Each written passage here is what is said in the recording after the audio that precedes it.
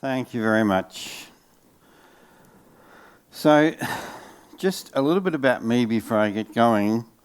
Once upon a time, I was a clinical scientist in a hospital doing research, longitudinal cross-sectional studies, and then I accidentally got involved in data. And here we are. And I thought I was going to be consulting commercially to organisations exchanging data. And I ended up consulting to the Australian National Program and got really mad about how it was all working. And so this is where things started. Healthcare has broken processes. Now this slide, to properly understand this slide, first of all, this is not about Estonia, except it kind of is, because it's about everywhere. But it's also, this was written in 2011, right? Healthcare has broken processes. I was watching other industries be transformed by sensible application of IT at scale. It was not happening in healthcare. And it wasn't happening because the standards weren't ready. The standards we had were split between enterprise and secondary use. They were different standards and it was really hard to map. I was making money out of mapping. It was not money I wanted to be making. Even what we had was not properly implemented. And although there are many other blockers, they don't really change. And so health was just not changing.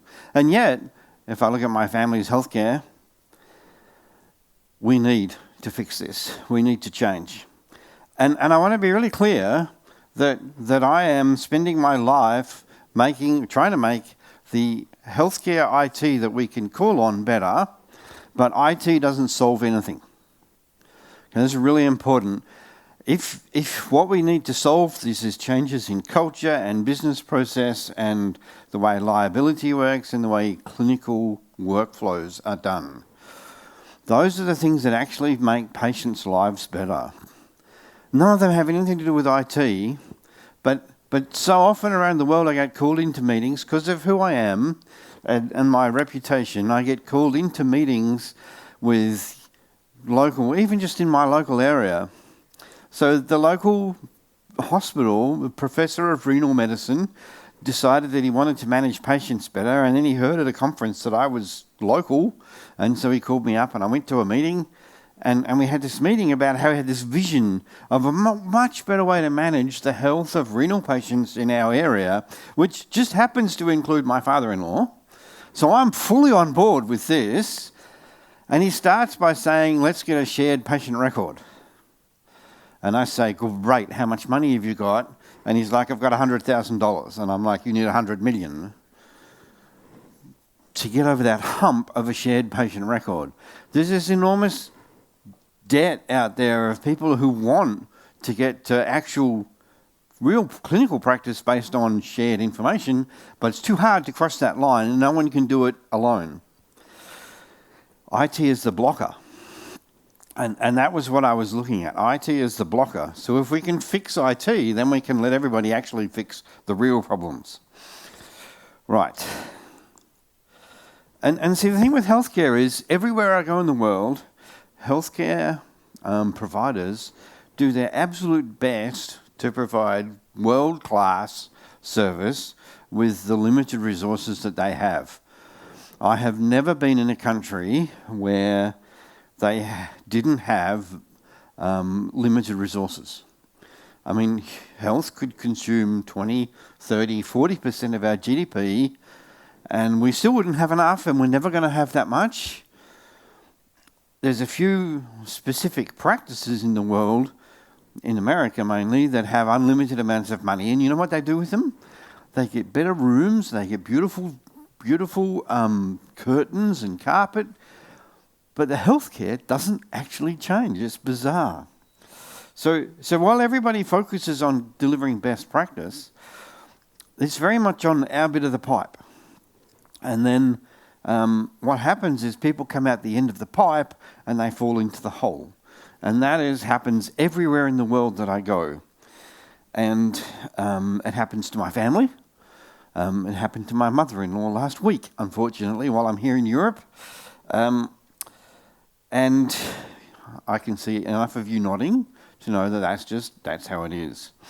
And when we encounter the healthcare system, we find differences in goals and plans and ways to engage. And just to make that real, my mother-in-law, back when she still had her marbles, they're mostly gone now, but back when she had her marbles, she had a health problem, and so she went to her doctor, and her doctor referred her to a specialist, and a specialist put her on a medication, and then she went back to the GP, and the GP said, "Oh no, don't take that medication, that's the wrong medication for you." And then she went back to the specialist, and he said, "Well, if you're not going to do what I said, why are you coming to me?" Now look, patients can't resolve this. It's ludicrous. And yet that's normal. And I want to tell you that it's not about how healthcare is funded. When I go around the world, I see all sorts of different funding models, and I see people arguing about the funding models. It's what we love to argue about, but it doesn't matter. It's the same problem everywhere. And it's the problem I want to fix. And the other thing I want to tell you is it's not about the vendors. I was a vendor. I was CTO for a systems vendor, and what I learned is that we provide a product which is extremely configurable. Most healthcare products, not so much in GPs, but particularly for institutions, extremely configurable. And I can configure, no, my users can configure the product and make their own decisions. And then when I sit in a forum, a standards forum, and we say, "Can we standardize this?" I'm like, not up to me, it's up to my users. And the one thing that I really, really hated doing is putting out an upgrade with a note, my users saying, "If you have this configuration, you have to change." That is a certain recipe for unhappy customers who want to fight me.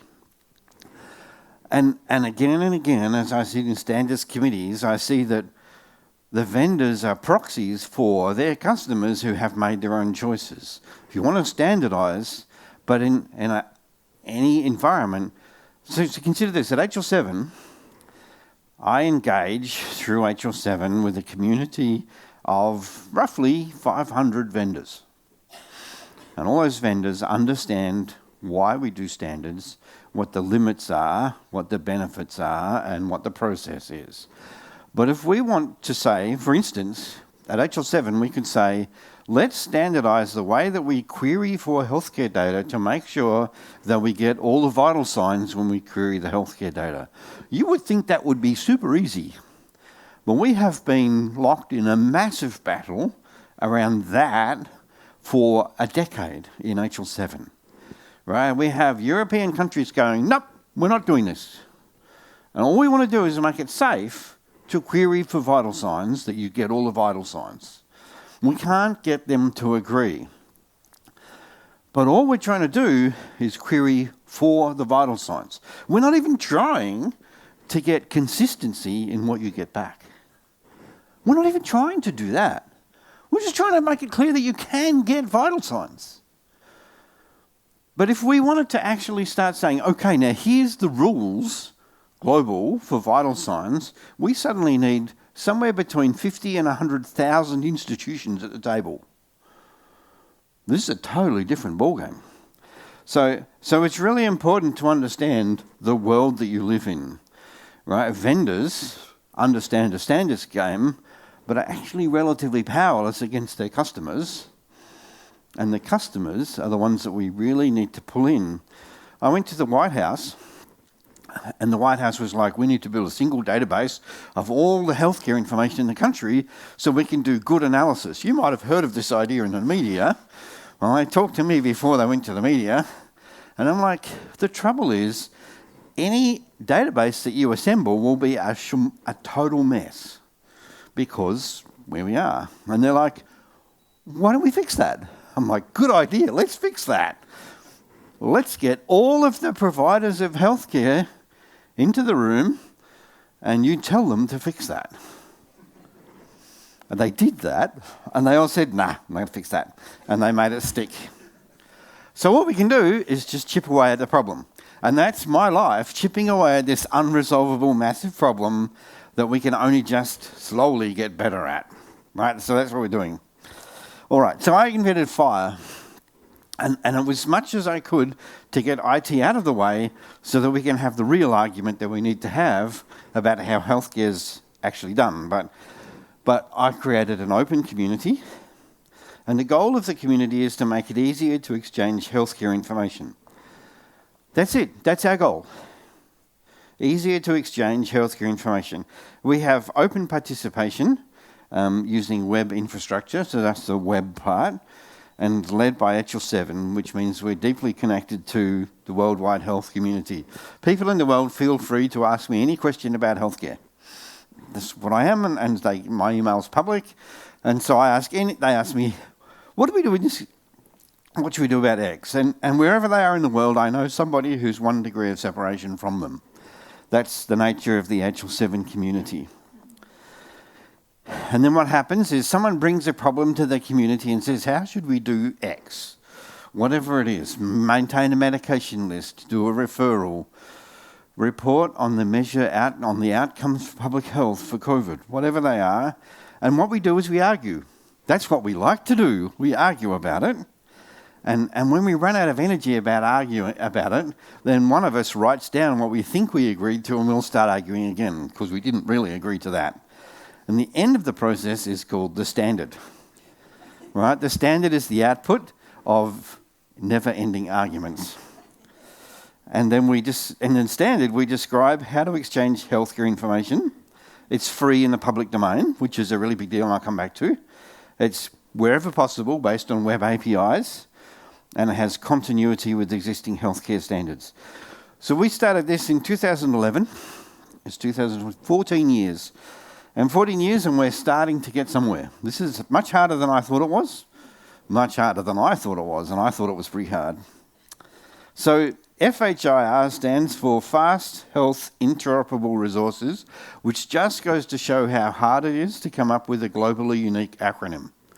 Doesn't actually mean anything at all, but it's got FHIR, and so it gives the good fire jokes. It also stands for Fixing HL7's International Reputation. But we didn't know about that one, came up later. Okay, so I talked about what it is. So actually, at its heart, FHIR is an API. So a list of operations that other programs can use, where those operations reflect the healthcare system and allow us to record and drive the healthcare system. And those operations are offered using web technologies so they can work across the internet, and we can leverage the entire infrastructure, which is the internet, the communications, the name resolution, the security arrangements, and so forth. And so we offer healthcare services like what are the patient details, or where is the patient, or give me their lab reports, or prescribe a medication, or suggest a treatment option for the patient based on the information available. And then you can use those to build support for a working healthcare system and integrated healthcare processes. And so that's the name of the game, is slowly building those building blocks. And so what's really important is FHIR is an exchange standard. For us, the world consists of a series of black boxes which are applications. We don't care what's inside those applications. We only care what happens when you talk to them from outside. Right? So we're very much based on exchange. Any application can use FHIR for whatever that means for the application. Some kind of exchange in and out of the program or system, and it doesn't matter what kind of system it is. And so the data format and a set of exchanges of those of the data. So we didn't set out to write applications, right? We don't make rules about applications, only about ways they behave when you look at them from the rest of the system. There are such things as general purpose FHIR servers. Some of you might have run into those. That wasn't what we set out to achieve. Right? We set out to describe how applications talk to each other and the idea of a FHIR server fell off the side of that, and it turns out to be useful enough that people are doing that in practice. People are making lots of money doing that in practice, or spending lots of money on it, but that wasn't our goal, and we write FHIR in ways that make it hard for them, right? If we were setting out to actually write a server framework, we would do things really differently. No, our focus is Exchange, because systems exist, legacy databases exist, legacy regulations exist. We have to work within that framework and ship data backwards and forwards within the world that we have. Anybody could write an incredibly good, health standard if we didn't have to deal with the health system that we have. But unfortunately, we have trillions of records that people really genuinely care about, and so that's the world that we live in. So yes, we build on the web infrastructure and the way the web works, and what we actually define is a set of resources, little blocks of data that correspond to some real-world concept of the healthcare system, or at least, I'm not sure the word real world is quite right when I say that.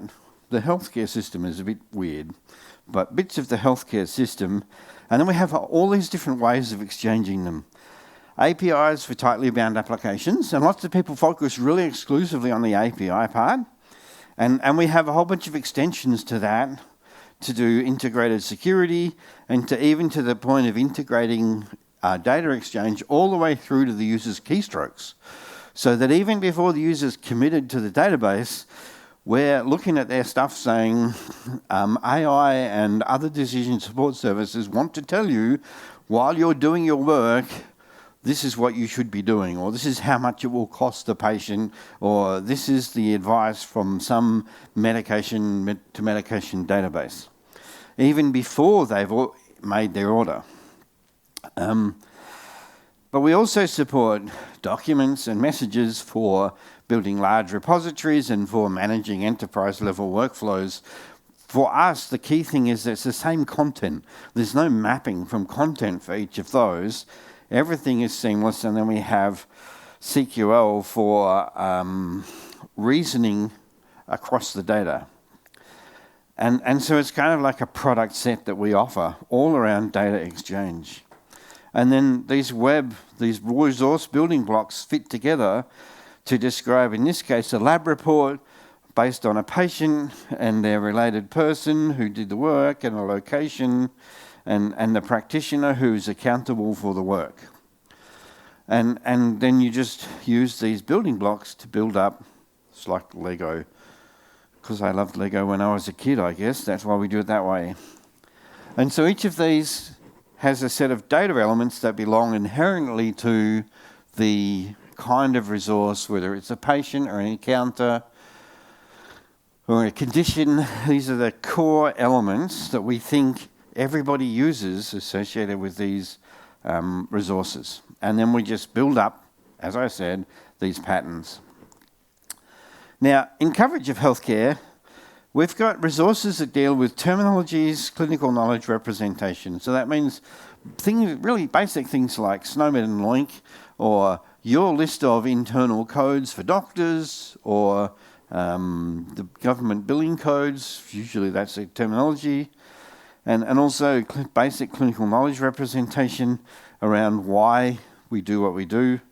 Then we build on that administration, keeping track of the patients, the practitioners, where the patients are or where they're going to be, and then clinical summary, clinical diagnostics, lab reporting. All of these things can be done with other standards, but if you don't support them, then people run into these holes. And then medication management and a whole bunch of stuff around medication regulation.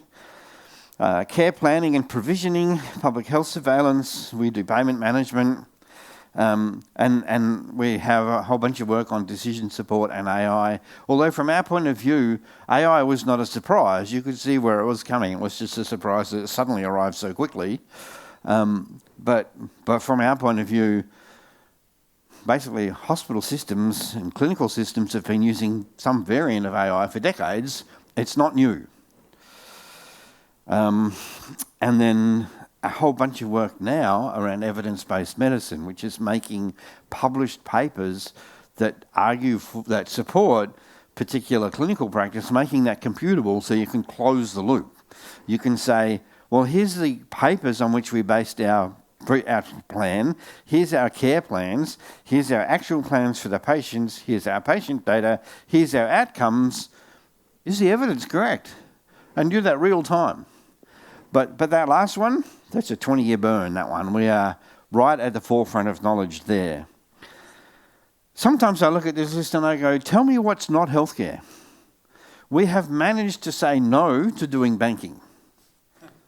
And you laugh, but parts of the world have no banking APIs and no legal jurisdiction for doing that. And so they come to us and goes, you guys, you're the only ones who can do this stuff. We're not, but it's nice to get recognised. But we have said no to doing user and group and security management, but we do have to do that every year. We have to say no to that one. People really want us to take that on. So there's a kind of question, what is not healthcare? And we all know healthcare is everything, right? And we say that jokingly, but it turns out that healthcare is everything. But we've managed to say, just to keep to this list for the moment. Now, FHIR is freely available. So that means everybody knows, well, you can easily find it anyway, hl7.org/FHIR. And it's available under Creative Commons public domain, which means that we waived all our rights. You can do whatever you want. You can publish derivatives, you can publish libraries, you can anything, which is not always true of other specifications. And in fact, they've all looked at what we've gone and gone, oh, okay, we better actually get more open. But we're the most open of everything. And that means that there's no need to talk to the lawyers. And one thing you need to talk to the lawyers about, we do protect the trademark. So you can use FHIR to talk about what we're doing, or the community is doing as a whole, but if you want to put FHIR on your product, then you need permission from us to do that. I'll give you that, but you do actually need to ask. All right, and the way it works, this is really interesting. Because we have an open community that anyone can join, and we produce open standards that nobody owns, that means that everybody owns them. And because everybody owns them, everybody is richer. It's this weird arrangement where if people didn't give us their open standards and tried to make money off the standards, they would make less money than they make from providing the services after they give us their treasure. Right? Because if they didn't sell the open standards, people would be like, can't engage with your services because you can do the dirty on us at any time. And companies do that. Whereas if you give us the basis of the interoperability, people can get into a business operation with you knowing that you can't suddenly pull the carpet from them. And so everybody's richer because everybody owns what we produce and everybody gives it to us. And so our job is to protect and grow and nurture that community treasure that makes us all richer. And we build that by iteration and continuously demonstrating that trust will be rewarded. And so billion-dollar companies, trillion-dollar company, comes to us and gives us their best stuff because it makes them better, makes them more well off. So it's a virtuous circle. Which is my core function is to defend that circle. But as I said before, the core business we have is disagreement. The core business we have is getting people to agree when they disagree. So FHIR is an international standard. So all that we can write into FHIR is what everybody agrees to. And that is not as much as we would like. And I'm really proud of FHIR. It's my baby. And you know, we've put it, I mean, I should talk about this. Because the community is open, you don't have to like write your name down anywhere to say, I'm a member of the FHIR community. I don't know how many people are in the FHIR community because you just decide that you're part of it and contribute to us. But it's at least thousands. And although I get all the credit, I'm the father of FHIR or whatever, it's mostly other people's work. Well, I didn't do all this work. And so we have a huge team and they put, you know, they have at least 100 people who put full-time work into building out FHIR, and what we get in agreements in the standard is what everyone will agree to. But unfortunately, what everyone will agree to is limited by their country and their source and so forth. I have this kind of fantasy that one day we'll get everybody in the healthcare IT community together in a big football stadium, and we'll surround it with tanks and say, you can come out when you agree. We won't even know what it is to agree. That's what we know. Countries make their own rules. Vendors make their own rules. Projects make their own rules. Institutions make their own rules. Our core business is to corral all that and gradually, slowly up the pressure to agree. And it's iterative. Languages, culture, law, geography, wealth, they all differ. Biology is the wildest thing out there. And all these overlapping circles have different problems and the same problems, or they solve the same problem differently, and then they call their solution their problem.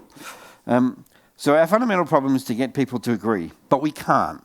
So we do not get enough agreement. Maybe in the space of terminology, we can nail that one down completely. I'm working on that right now, and everybody will be using fully conformant, fully interoperable servers. But as soon as you get away from that space, national regulation kicks in and all hell breaks loose. So what happens is the overall international specification defines the overall framework. Then countries, regions and projects and institutions publish adaptations to explain how FHIR works, how, given their local agreements and laws and so forth, what other agreements they can make. And the basic idea is the smaller your circle gets, the more agreement you have, because more and more of your external disagreements have fallen away. Like everybody in Estonia can agree to things that everyone in Estonia can agree to that you can't agree with people from China. And maybe with Europe you get more agreement, but in Estonia you get even more, and then even like in TEHIK you can say, okay, we know we agree to even more. And so those groups publish layered specifications called implementation guides that explain how FHIR is implemented given our context. And they are ways to both define our agreements and consistency with other parties, and also our disagreements and inconsistency with other parties, right? They're just documentation of what we have. And one of the big focuses at the moment is national core implementation guides. So I do not know whether Estonia has a national core, but lots of countries do. It explains how FHIR works given language and culture, regulations, national identifiers. In Australia, for instance, there's a checkbox on a request form to a lab or to a prescription that says the patient self-identifies as an Australian Indigenous person. And if you self-identify, which is a whole political, cultural thing, then you get a discount. So you'd be amazed how many people self-identify as Indigenous, but they get a discount. So we have to figure out, how is this checkbox, how is this, everybody needs to agree how that's done in Australia. So it's a classic regulation thing that everybody has to do stuff like that. And then we have to agree how national identifiers and coding systems. Australia's had multiple attempts at doing national identifiers. We have lots of them to choose from. And so how do they get represented so everybody knows what they are? And then we have some national security and authentication stuff as well. Now, in a perfect world, none of this would happen, but we do not live in something remotely related, looking like a perfect world. So we just have to keep chipping away and doing as much tooling as we can to make it easy to write down in a computable fashion what you think you mean, and then do computable tools to let people know that these two, like Europe and Estonia, do not agree. And we'll just have to figure that out. And this is going to be a big thing with the European Health Data Space, which is a regional implementation guide that applies to regional European countries. And we're just seeing now huge arguments starting up about who's got the authority with the specifications inside the European health data space. But that's really a proxy for how on earth will the European health data space work at all, right? And the answer will certainly be, because it's healthcare, the answer will be badly, but it will work, sort of, right? Because that's where we keep ending up, because that's all the incentives lead us to that place again and again, whichever country we're in, right? So there's some people who are taking this really personally, like it's doomed. No, it's not doomed. It's not a binary thing. It's not going to be perfect because it's healthcare, but it won't be doomed. Okay. Now, some of you will have noticed that there's people out there using FHIR as an application store. I said it's for interoperability, but and we do one interoperability case that we focused on is temporal interoperability, where we need data now to interrupt later with some other data from somewhere else. Up until FHIR, people looked at interoperability very much as a pipeline thing. Data went in, data came out, it went somewhere, and that was interoperability. But really, I was selling an interface engine at the time, and more of our customers were like, I need to park the data somewhere because I'm going to need it later. And so that's actually the original purpose of creating an application store, a database for FHIR, to store data. Now, it's not at all unnormalized. Sorry, not at all normalized. It's a super denormalized store because we go for really robust exchanges of data. We want the exchange of data to stand alone. Which means that it's not the most efficient kind of way to build an application. But because RESTful application API frameworks are so good, people do it anyway. And there's whole commercial products out there. And there are national clinical applications running entire countries sitting on some happy server sitting under someone's desk somewhere, which, runs, and it's pure FHIR all the way. So you can, but that doesn't mean that you should. And in particular, if you do, you need a whole lot of design decisions you need to make, and I'll come back to why I just talked about that. So I probably should have had this slide a couple later, but never mind. So anyway, we took all those ideas, those challenges that we all have, and said, in the end, it's that national treasure, it's that open treasure that is what actually solves the problem. Good documentation supported by good tooling that leads to exchanges that people can at least understand and work with. And in order to build a community around that, we have a four-pronged approach. We need clear strategy and architecture, and it's kind of a national level thing. That if the national government says, okay, this is where we're going with the healthcare system, these are the building blocks that we're going to build, and you're going to do all the rest, then that creates clarity for everybody and where they need to do to fill it out. And of course, we need people. Every single country tells me that their biggest thing they're missing is enough people. And I heard that already today. It's true everywhere. In fact, I was at an international meeting and a minister from one country got up and said, well, at least we have enough people.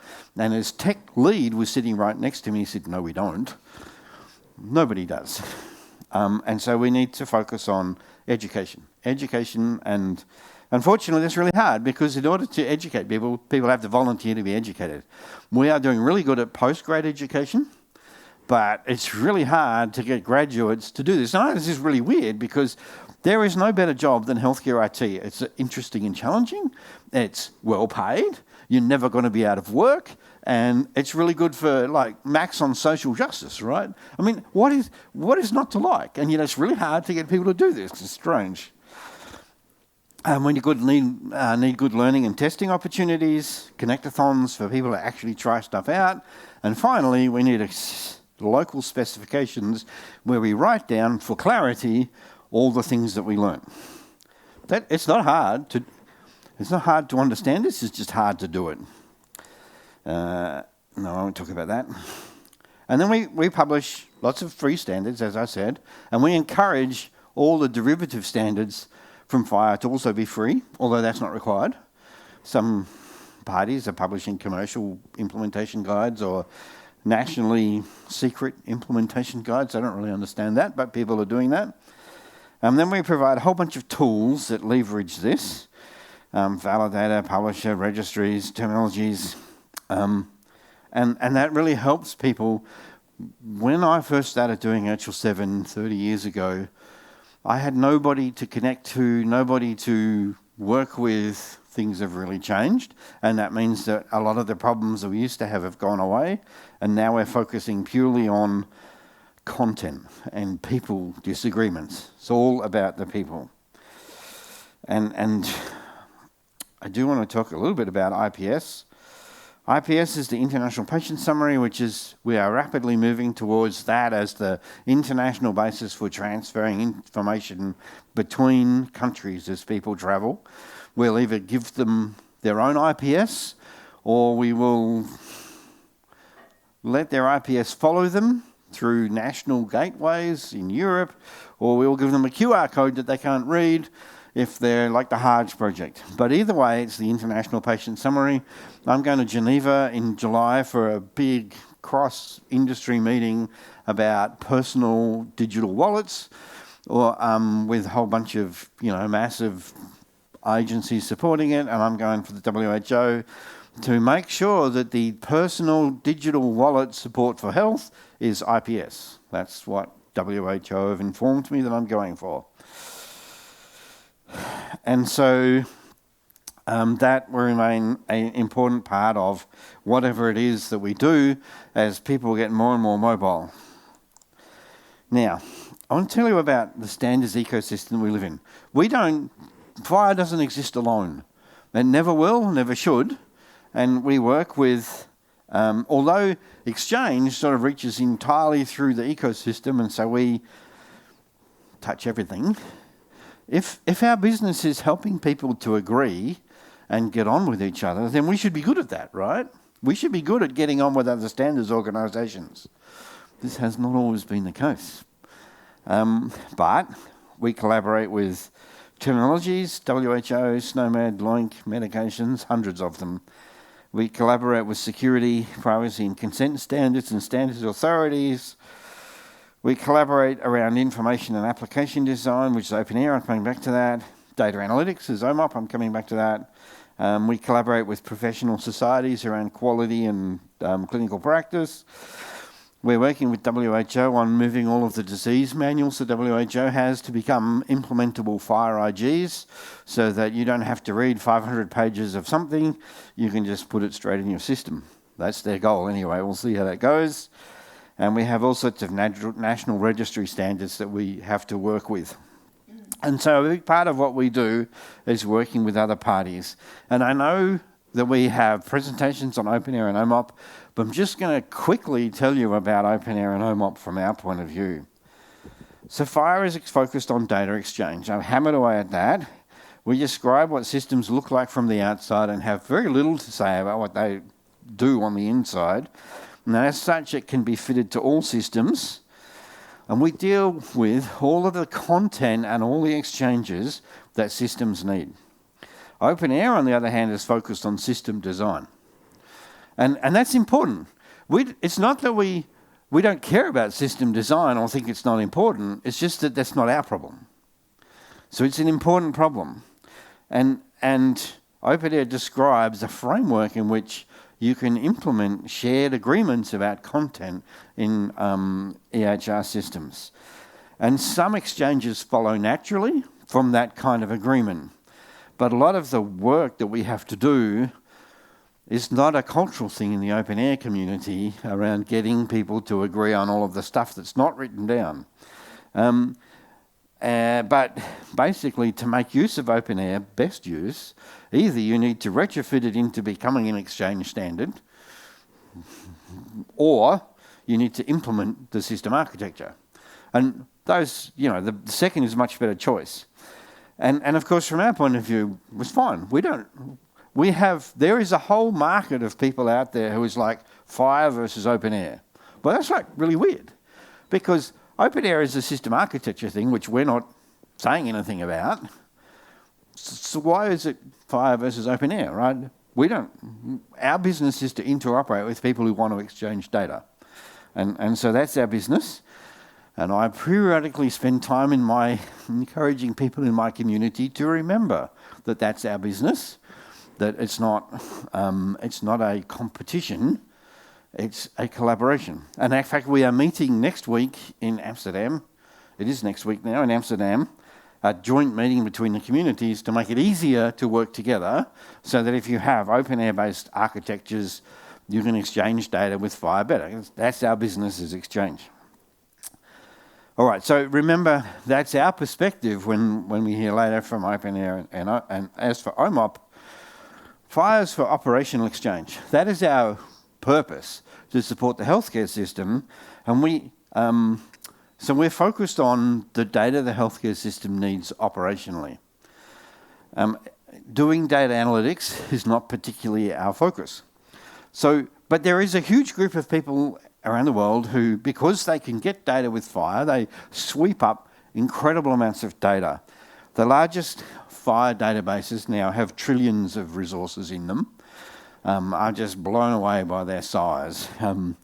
Google, Microsoft, some other companies like that do this as a service. They'll go in, they have a big team that's sole job is to suck up your data in any form that they can get it. Database backups, text files, live access to databases, FHIR feeds, whatever, they don't care. Convert the whole lot to FHIR and run that into a massive FHIR data lake. And so they gather up enormous amounts of data, and then they have analytical questions. And their business is to take the data that they have, figure out how to extract it into a nice relational database that serves up good analytical support for whatever the question at hand is. And then they spend a whole bunch of time QAing, saying, did the extraction itself introduce any, bias into our assessment, right? And so there's a whole body of knowledge around that. But the problem is each extraction, they call it a projection, is its own thing. And there's no scale. There's no economy of scale around that extracted form. OMOP basically says, what if we just had a common form that we extracted it to? And then we could all share analysis and we could share SQL with each other about our patients if we just had this common form. And so OMOP is an extract and transform away from clinical data. You can take your clinical data and transform it to OMOP, but you can't transform it back. Right? That's an important fact. That is both good and bad, depending on your perspective. Right? But it's necessary. OMOP wouldn't be OMOP if you didn't lose data as you transform to it. So you've got a common form suitable for longitudinal studies. And I wish I had OMOP back when I was doing longitudinal studies. Would have been great. But that was a long time before OMOP existed. And there's lots of tooling and shared knowledge. But the thing that bothers me about OMOP, as much as I like it, is the limitations of the common form and the biases it introduces are not well described. So you have to be super careful if you are using OMOP to understand that it is suitable for your purpose. And look, it can be. This is great if it is. But particularly if you're doing analysis of a clinical process and the provision of care process, the destructive, it probably doesn't include the data that you need. And then there's a whole bunch of internationalization issues as well that we're working with them. But we are working with Odyssey, who are in charge of OMOP, to try and improve the ETL so it's easier for people to do and to do reliably. But the key for me is each of these are different things that do exist for different reasons to achieve different outcomes. And our goal then is to work together to make that better. Now, just finish up by talking about healthcare. Again, now what we need in healthcare is a really good clinical record with convenient communication channels built in that are integrated into those records and ability to take actions in that integrated system. And then if we can do this seamlessly and we don't have to talk about boundaries inside the system, then people can make the clinical system, they can refactor it to provide proper care. The thing that I hate is that in most parts of the world, people build buildings with brick walls or stone walls, and then it's probably fake stone, right? But then they govern within that building, so they can have seamless clinical care within the building. So let's take a friend of mine. She found a lump in her breast. She got an appointment with a GP. He referred her to a specialist. The specialist said, I need some imaging. She went off and got the imaging. She went back to the specialist. He said, I want some better imaging because of something or other. So she went back and got better imaging. And then she went back to him and said, okay, now we definitely need to do radiation therapy. And so let's make an appointment. From the day that she found the lump to the day the radiation started, 7 months. That's a disgrace. That's a disgrace. And in Australia, if she had been lucky not to live in Melbourne, she could have been referred to the specialist breast clinic in Sydney, where all of that would have happened in the first day, because they can schedule it to happen in the first day. But because in Melbourne we have brick walls around all those services, that did not happen. It makes me sick that that's how it works. That's what we need, is an integrated system that can do that across institutional boundaries. So we need a good clinical record to start with that's integrated across institutional boundaries. We can build a centralised collection of documents. I believe that's what you have here in Estonia. It's what we have in Australia. And it's what doctors always tell you they want. Actually, it's not what they want, but it's what they say they want. And so we built exactly what they wanted, and it turned out they didn't want that. The problem with building a big collection of documents is you can't reconcile the documents and build longitudinal views. The more effort you put into the data quality in the documents, the easier that gets, but it never gets easy. And most countries it's just outright impossible, and it's certainly impossible in Australia. And then humans end up having to search through it, and it's really impossible to do any good research with it, and it's just you spend a lot of money, and then nobody's really thrilled with the outcomes. A different approach is to build a centralised database where everything is reconciled and perfect.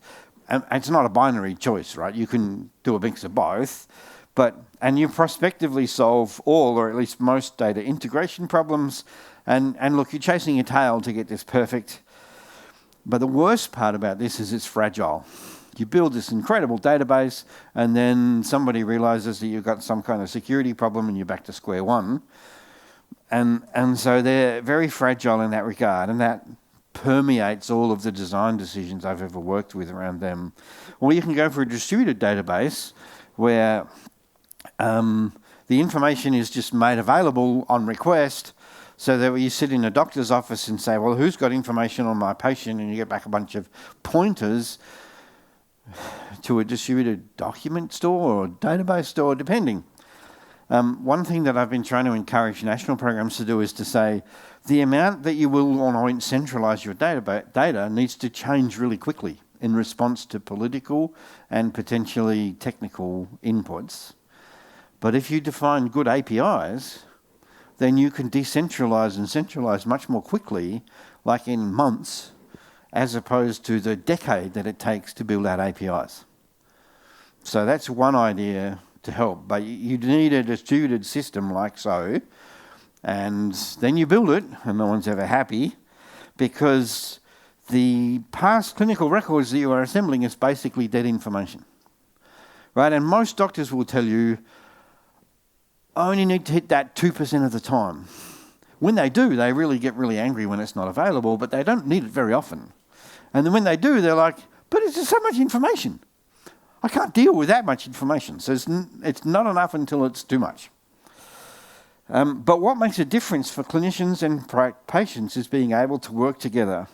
So integrating all these things so they could do them across institutional boundaries. So make data accessible to patients. It's the same deal. Data that's available to patients is dead information, unless they can do something with it. You have to get them the data so they can then acquire services. But for me, the focus on getting patients their data is missing the point. You need to get patient services that they can control from the palm of their hand. We have all the services defined now, we just need to actually build them out. Some countries are further ahead than others at this. But you have to be honest and say, we have a history of failure, right? We have overpromised and underdelivered for decades, right? We are getting better at delivering, but we're getting better at promising too. And always the vision is crippled by 1,000 paper cuts. Nobody sets out to fail. No, we don't do that. But we set out to die by 1,000 paper cuts. How do you solve that? That's a different problem, but that is the essence of the problem that I've seen around the world. And the problem is that all good changes to the healthcare system involve clinicians keeping good records that are worth keeping because they actually matter. And at the moment, too many of us, in most countries, everybody is squeezing healthcare as hard as they can. We don't have time to make anything but the records we have to make. And so we don't trust the records that we have. It's kind of a Mexican standoff with ourselves around our own clinical records. And breaking that requires confidence that it's worth it. See about history of failure. So we're trying to get IT out of the way so that we can actually focus on the problem, which is clinicians and records and clinical practice. But, you know, this thing is just going to be realistic. It's going to be hard and slow. FHIR's here to stay because it's almost impossible to replace it. Basically because it's better than anything else because of social media. So unless someone invents a revolution in social media, here we are. We will gradually replace everything else, and we will continue to gradually drive convergence, but it will take a long time. AI has come or is coming, maybe who knows where we are, who knows where we will be. But the one thing I know is it's created an enormous vacuum for data. Good data. The thing about healthcare that's different to everything else is the tail is long and fat and matters. Like take Qantas, for instance. I came over here on Qantas to Europe, and I was chatting with the online help, which is a robot, AI robot. And I said that to a friend, and he was telling about how the robot totally stuffed up his engagement with the robot. And so Qantas lost him as a customer. What the hell? Qantas doesn't care. He'll be back. They don't need to do that. Whereas if we were talking health and someone died, you can't shrug and say, what the hell, they'll be back. No, it doesn't work like that. In health, you have much higher quality requirements than anywhere else for AI. So we should sit back and let a lot of people learn how to burn themselves with AI so we don't kill anybody while they're doing that. But basically, as far as I can tell, the only way to chase the high nines that we need in healthcare for quality in AI is good structured data with good outcomes data. And that's what we need, right? Anyway, I'm going to stop and take questions. But FHIR disrupts healthcare. We set out to disrupt healthcare. And it's starting, just a little bit, starting to happen. But we completely disrupted healthcare IT standards, and we're disrupting healthcare IT. Our goal has always been to reduce the cost of data exchange so that we get much more of it, and it serves clinical outcomes. And we did that by building open community and open standards. I encourage all of you to join us. And I don't mean join the FHIR community, I mean join the FHIR community in creating open standards that drive better clinical outcomes. Thank you. Thank you. Thank you. Do I see a sea of hands for questions? Yes. First of all, thank you for the very exciting and great presentation, and also for giving the overview of the differences between the different standards. However, I have a question. First question is the FHIR standard a living standard, meaning that it still changes over time, or is it fixed somehow already? So for me, that's a process. Initially, the standard changes a lot, changes rapidly. This is a social process, which is actually called Tuckman stages of group development, which you can look up, storming, forming, norming, whatever, you know. And then over time, as your weight that you carry grows and the amount of money spent grows, we're up in the 100 billion range already. It gets harder and harder to make changes and people push back, and also it gets less and less necessary because you've got it right-ish. But on the other hand, new things keep coming up and so forth. So we are trying this point to get to the standard fixed release. We've nailed everything down and said it's good enough. We're just going to go with that because the price of change is too great. But we are going to carve out some areas and say these areas are still areas of growth and change. And even in the stable areas, we can still chip away at things that we look at and go, oh, we could have done that better, or we need to support some better flow. So we are pretty much at the end of the process, but we will still be working on improvements. But it is, in the end, you have to go, we're done, we're just focusing on extracting value now. Thank you. And my second question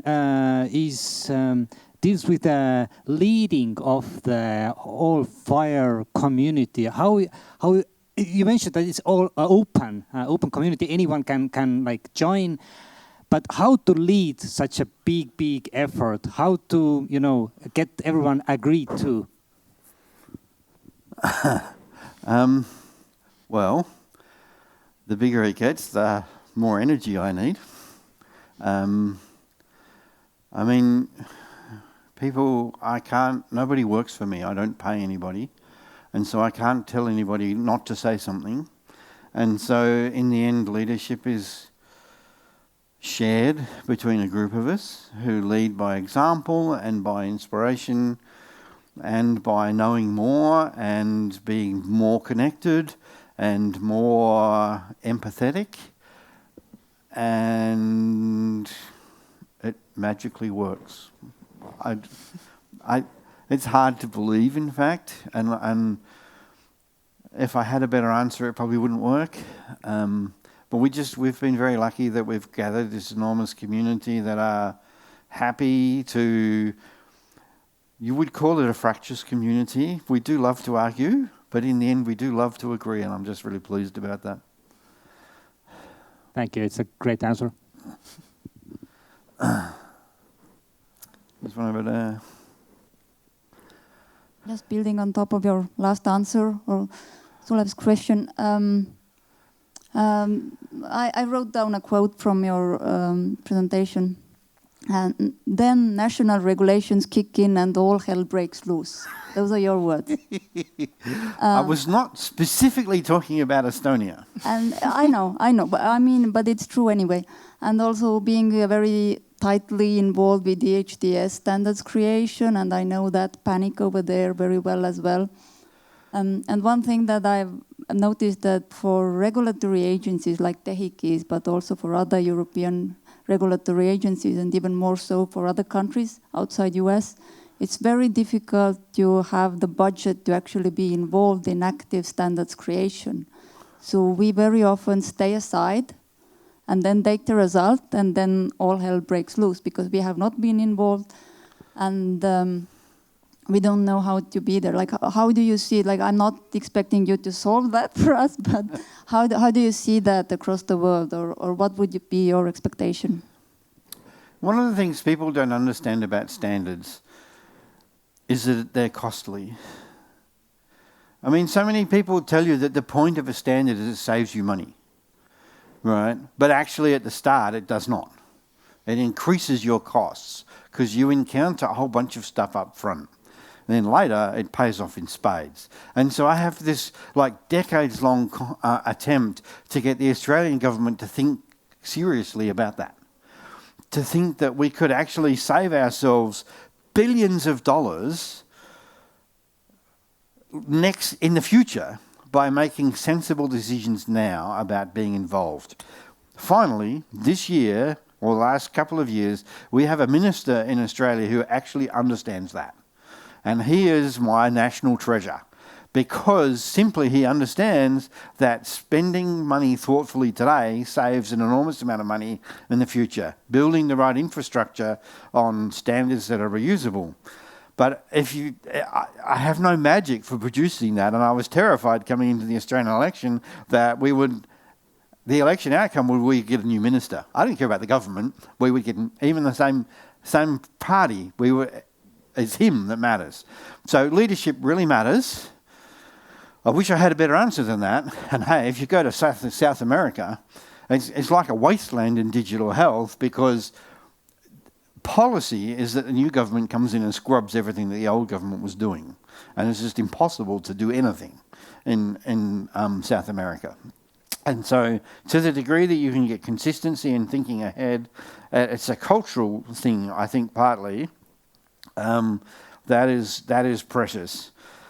But also I think, and I have been trying to teach this around the world, to understand that the whole point of standards is that you forego freedom one place in order to get more freedom in another place.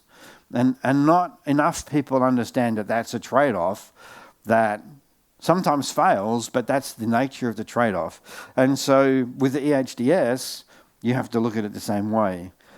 At some level, the EHDS will fail, as I said, because we are humans and that's the way it works. But at some level, it will succeed anyway because it's too big to fail. And so it has this enormous pressure behind it. And so the question is, what kind of engagement will benefit Estonia the most? And head in the sand is a pretty good way to get kicked up the bum later, but also diving in completely, probably a good way to get burnt later. But I wish I knew the right balance. What I've learned is that you can always look back and say, that wasn't the right balance. I'm sorry, I wish I had a better answer for you, but what can I say?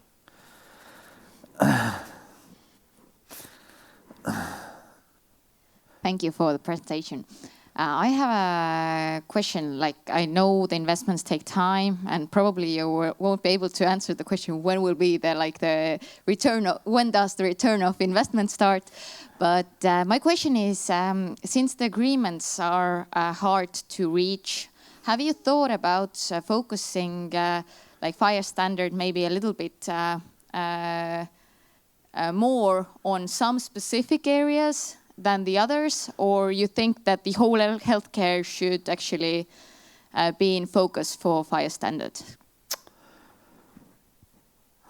So, two parts to the answer. The first is the FHIR community is not good at economics. In fact, I have only ever met one person who said to me, I am an economist who focuses on health interoperability. This always struck me as a problem. Since in the end, interoperability is for economic purposes, right, to shift costs, and the cost of interoperability is never met where the benefits accrue. Otherwise, we wouldn't call it interoperability, we'd just do it. Now, in terms of focus, FHIR is a volunteer community. I can't tell them what to work on or not. Even I can't tell them that. People come and say, here's our problem. And we can either say, no, it's outside our scope, we will not take it on, which we have managed to say it just a very few times. It's really hard for a volunteer community to say that. Otherwise, no, our goal in the FHIR community per se is infrastructure provision. And that is across all healthcare. And if we said, but not this bit, then we would have a stakeholder group saying, well, FHIR is not for us, we're going to create confusion and contention in the market because we got to use something else, so you've got to use something else for everything else as well. So in general, our goal is infrastructure provision for all of healthcare, and we really, it's hard for us to say no for both volunteer dynamics reasons and also because really we don't want to be shattering the community. On the other hand, when it comes to actually like how do you use FHIR, the good projects are extremely focused.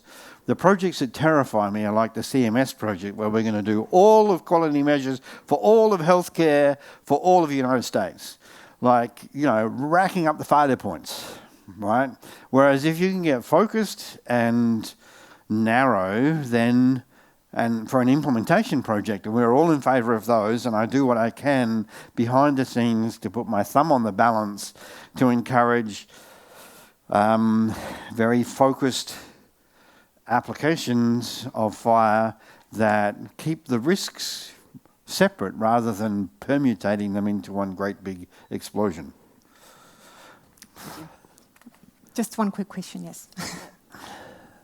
Thank you, Grahame. It's only a comment. So at the end, it's net benefit analysis. And if we are thinking about, for example, saving patient lives, then how can we actually turn that into euros or dollars? Just a comment. I know we are late. Yeah, I know. On the other hand, is saving patients' lives good for cash? That's a whole much more vexed question. But seriously, I do wish that we had more economists doing healthcare interoperability, or even that we could find more economic research into the net value of interoperability. Thank you very much.